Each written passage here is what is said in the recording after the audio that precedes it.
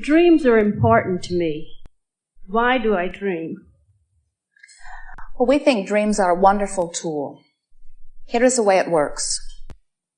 That which I think, which brings forth a subsequent feeling, and that which manifests in my experience is always a vibrational match. So the life that I live is a byproduct of the thoughts I think and the mood that those thoughts therefore bring forth. What I think and feel is what I manifest. What I think and feel and what I dream is also a manifestation. So dreams are manifestations of thoughts. If I have recurring dreams, I am on my way to similar manifestations. Now, we don't want to say to you only that what I think and how I feel and what I dream becomes a manifestation, because it's not necessary that you have the dream on your way to the manifestation. The dream is a manifestation too. So it would be fair to say that I have this life that I live, that sometimes I live in dreamscape and sometimes I live in full reality. Someone said to us one day, Abraham, I'm not sure that I will do very well with this virtual reality game or the game of imagination because I don't think I can imagine. And we said, if you can remember, you are imagining. We said to him, do you remember where you live? Do you remember what your house looks like? Do you remember where you put your keys when you are at home? Do you remember where you parked your car? And we said, if you can remember that, if something is conjured in response to those questions, you are using imagination because none of those things are happening right here and now.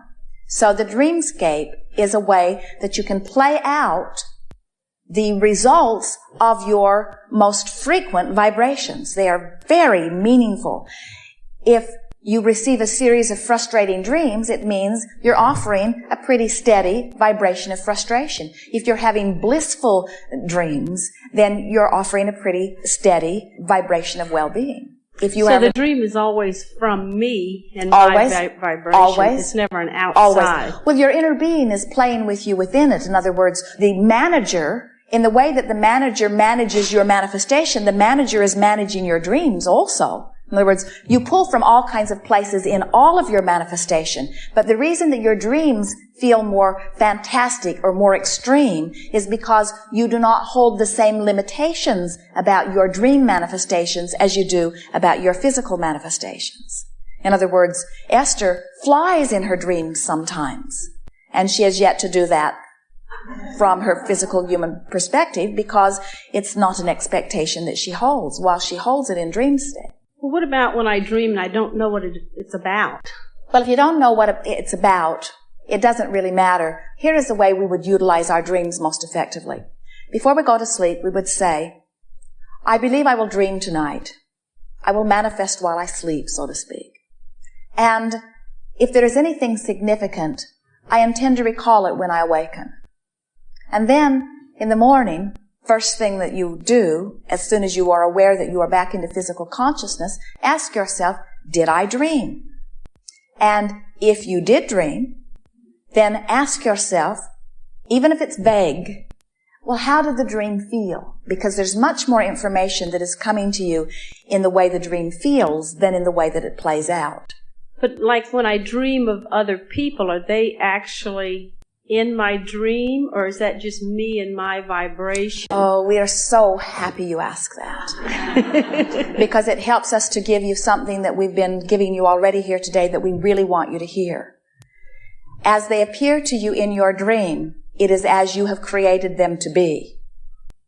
As they appear to you in your real life experience, it is as you have created them to be. Do you get the impact of that? You thought it was their fault, didn't you? They behave the way you vibrationally expect and attract. You know, like I had a dream where a friend of mine who wears a toupee, and in the dream I just saw him, he'd taken his toupee off. You know, it was just a flash where... Well, how do you feel about his toupee? In other words, do you admire it? Are you happy that he has it? Are you glad that he has it? Is it a non-issue? Or when you look at it, do you think that's a hairpiece? Well, no, nobody knows he wears it. It was a real good hairpiece, but for me it was something that you're hiding about yourself. Why not just be yourself? And so in your dream, you influenced him to be himself. We'll see how it works out in real life. When I see you again, and if he took his hairpiece. Jerry awakened one morning and said to Esther, he had had a very vivid dream, a rather intense dream. And he said, I'm finally getting what Abraham has been talking about. He said, I realized that I created everything in the dream. I created the people. I gave them the words. I put the words in their mouth. I gave them their opinions and attitudes and personalities. Now, part of it is because you see the way people respond, and you accept the way they are responding as something that must be your reality. In other words, have you ever heard anyone say, we're going through a bad neighborhood, don't make eye contact with anyone? And the reason that people have learned that is because if you make eye contact with them, you're sharing a vibration. In other words, you've made them curious about you. You may activate a vibration within you that's curious about them. You may activate a vibration of fear. It may change your experience. And so we say that's true of everything. What you give your attention to causes an activation of a vibration. So we want to come back around to this because this is really the leading edge material that we are coming about here in this gathering. And we really want to leave it in a place that you all hear it and know that you've received it. So you're interacting with someone and you cannot help but observe how they be. And as you observe how they be, you offer a vibration within yourself that causes that to be a stronger and stronger part of your relationship. It's why you come up with the expression that first impressions are lasting impressions. Because as you come together, you offer a vibration, and that vibration is usually reactivated every time you come together. It's why we encourage the process that we call segment intending, which is as you recognize that you are moving into a new segment, that you stop and think about who you are, what you want to accomplish, how you want to feel. You set your own tone so that you get to choose the tone of what happens in the interaction rather than observing someone else's and becoming a part of that. Sometimes we know that it sounds a little bit like there are all these vibrations out here and you have to be careful with them and guarded with them or else you might get swept up in the current of something else. And we really do not want to give you that impression. We would rather that you understand that all things are possible, that well-being is dominant, and that as you practice just a little bit, thoughts that feel good, that will become your dominant habit of thought, and then it will take something rather big to take you off of it. And even if something does take you off of it, you can easily bring yourself back to the vibration of connection, which is what is most natural for you. Now here's the next thing that we want to say to you. There's all kinds of stuff within you that could potentially be activated. Is your job to root it out? No, you can't. Every thought that has ever been thought still exists. You can't get rid of the thoughts. What you do is practice other thoughts and make them dominant. Can you feel it? You just practice other thoughts and make them dominant. And the life that you live is a reflection of that. So now, as you meet others, as you live your own life, you can tell, but as you meet others, you can tell, and you begin to notice that everybody's living what their vibration is. You can hear it in their words, you can hear it in their attitude. It's like you hear people say, the worse it gets, the worse it gets. I can't win for losing. And you kind of know where their thoughts have been. Their thoughts have been upon the aspects that have been going wrong. Or you hear people say, my life is great, everything is going wonderful, things always turn out all right for me, I always land on my feet, all is well, well-being abounds. You can tell. That's usually where their vibration is. So we don't want your thoughts to scare you. We see some of you offer a word or a statement, and then you go, cancel, cancel. You're afraid that law of attraction is going to drag it and drag you off with it. And we say, well-being is so supreme. There is so much well-being. Well-being is easy to achieve. It's easy to live. Most of you are mostly that. When you look at your planet, that which is not well-being is infinitesimal in relationship to that which is well-being. And in every case, the individual, for whatever reason, has pinched themselves off. And sometimes you say, oh, but my reason is a really big reason. And we say, undoubtedly it is, but it's never a good enough reason. There is no reason ever that is big enough or good enough.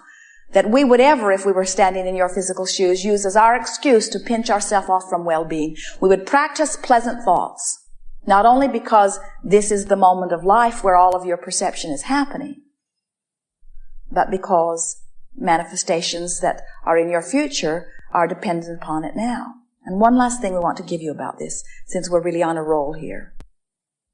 You are extensions of source energy. And isn't it a glorious acknowledgement that in your moment of praise or appreciation or just flat out joy, that all that is source has access to you and through you. And that in fact, that very joy that you thrill to is source energy expressing through you. So when we say we're all in this together, we're not holding you responsible for our ability to focus through you, because we're not dependent on you. In other words, we are living a glorious life. But when you focus in a way that allows that which is your source to radiate through you, now you're cooking. That's how life is intended to be. That's what you meant when you said, I will come forth into physical. Sometimes you say, well, will I ever get it done? I'd like to rest. I'm a little weary. And we say, if that's the case, then you got resistance going on. When you are free of resistance, you don't get weary. You want more. So sometimes what we see is that in your non-resistant times, you set yourself up for a lot of momentum. And when you're in a state of connection, that momentum takes you on a joyful ride. But then if you get a little off for one reason or another, now the ride is rough. And then you say, what's gone wrong? And we say, nothing's gone wrong. You were in a joyful place. You summoned from your place of clarity. You got lots of momentum going. And then you just diverged back into an old vibration for whatever reason. It doesn't matter. You can always bring yourself back. We want you to begin to feel your job, your work, what you are all about is the hands-on molding of the clay. Part of your life experience is focusing. That's how you create, is through your focus. So we would never again spend any time pondering an unpleasant thought. We would not watch the news. We would not stick our nose in the business of others. We would not try to understand what we cannot understand. We would not try to understand what is happening in another country now, and we would not try to understand what happened in another country 60 years ago or 100 years ago or 200 years ago or 2,000 years ago. We would give our full attention to where we are now, and we would mine our present experience for good-feeling thoughts, and we would live happily ever after. That's what we would do.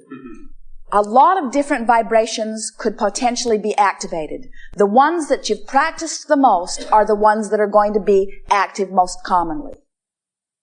When the train runs over your toe when you were little, it's a big event that happened in a short period of time, and you're probably going to have a unique relationship with trains, more unique than most people. So these vibrations get set within you when dramatic things happen or when something over a long period of time keeps happening, you see.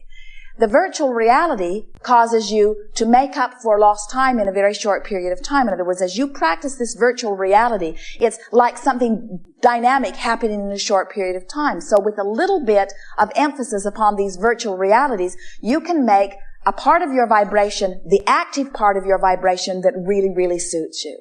So it's not about getting rid of vibrations. It's about training yourself to a more normal vibration where law of attraction just can't match you up with that.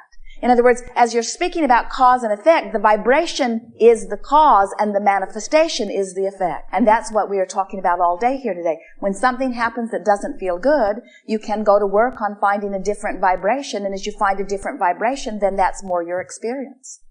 We are out of time. Come to our dimension where there is no time, and we'll chat on and on and on. There is great love here for you. This was very good today. Yes. We are.